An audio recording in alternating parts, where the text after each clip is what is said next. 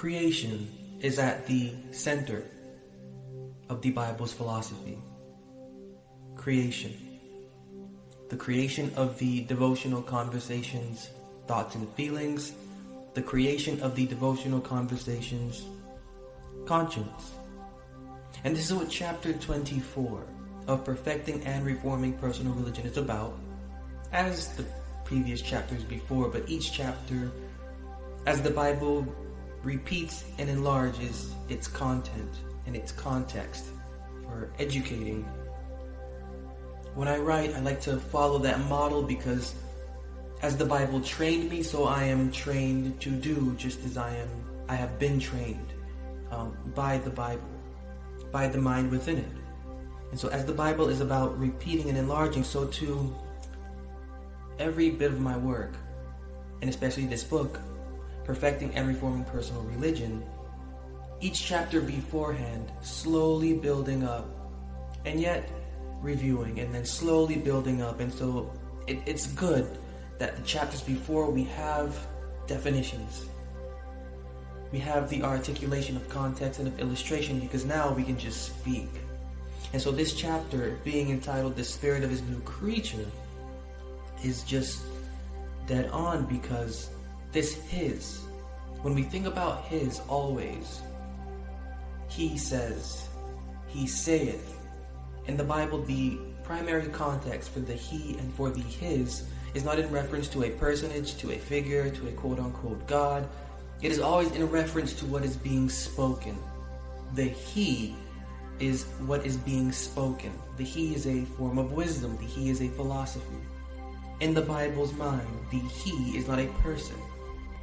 In right context, it is philosophy. It is no different than how we can put gender onto an object of affection. It's no different than how we can put gender onto an object of affection. I've had cars. I've called my cars a sheep. I've had, we place genders onto things. I don't know. But it just makes sense for some reason. It's no different than what the authors do here. The He is always in reference to the core philosophy at the center of the Bible's philosophy. And so the Spirit means mind also to the Bible.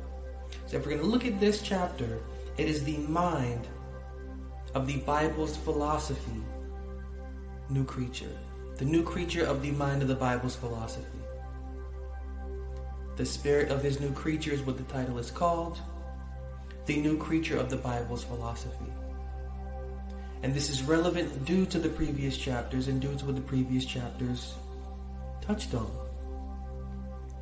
So now once you get into this chapter, you can hear how it says, glorify in your body what you would for the living God, because that's what this chapter is about. And this body, you can know, is not the literal body. Sure, all things that we would do in our literal body, let it be for what is just. But the primary concern for the Bible is not the physical body initially, because there is no mind associated to the Bible that has a physical body attached to it. Understand that human beings may have written these things, but the mind inspiring them has no body. Again, we're going to take John 4:24 true if we are, that God is a spirit. And then Luke 24:39, that a spirit has no flesh, bones, no flesh, blood. Well then, the body that we really should be hearing when Paul says, let your bodies be that main sacrifice. This isn't the literal body. This is the body of our belief. This is the body of our conversation. And so this is when glorying in our body, we are doing in the body of our belief, in the body of our understanding, everything to the praise of Him. Now this Him is, again, not a deity, not quote-unquote God.